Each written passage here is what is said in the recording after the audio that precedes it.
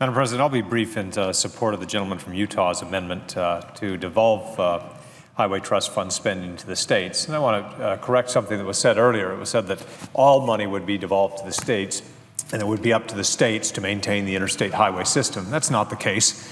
This amendment is similar to many that have been introduced over the years, myself included. I've introduced some in the House to do this very thing. I think we can all agree that the Highway Trust Fund is in need of a major overhaul. Since 2008, we have taken, I think, $53 billion from the general fund to replenish the Highway Trust Fund. Because cars have better gas mileage, and when we have recessions, less driving is done, less money goes into the trust fund, and we're trying to make that up now. And in the future, it simply isn't going to meet the needs out there. So we've got to do something to make sure that we get more bang for the buck for highway spending. One way to do that is to allow states greater flexibility to use these monies and give the states those responsibilities as well.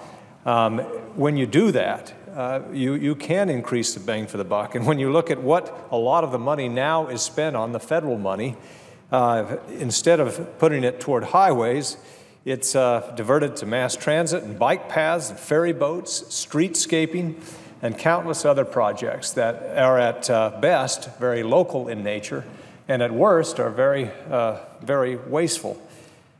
So the states generally have a better idea of what their needs are and are better stewards of taxpayer money in that respect.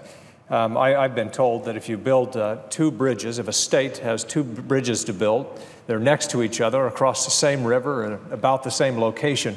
If you build one with federal funds and one with state funds, the one with federal funds will cost you about 20% more when you take into account the Davis-Bacon requirements and other mandates and lengthy approval processes.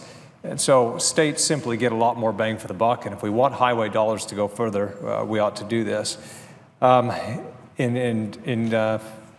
an issue brief by Common Good, it states the environmental review process has grown onerous and expensive, adding years to the length of infrastructure projects without improving environmental outcomes. It's another thing that federal law requires oftentimes is lengthy environmental reviews.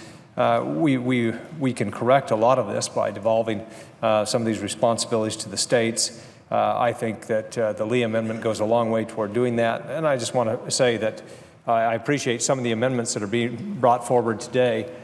Some of them are a lot less gimmicky than we're used to dealing with the Highway Trust Fund.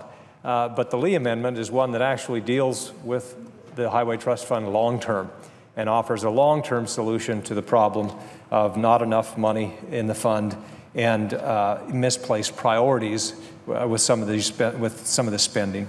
So with that, Madam President, I urge my colleagues to support the Lee Amendment and yield back my time.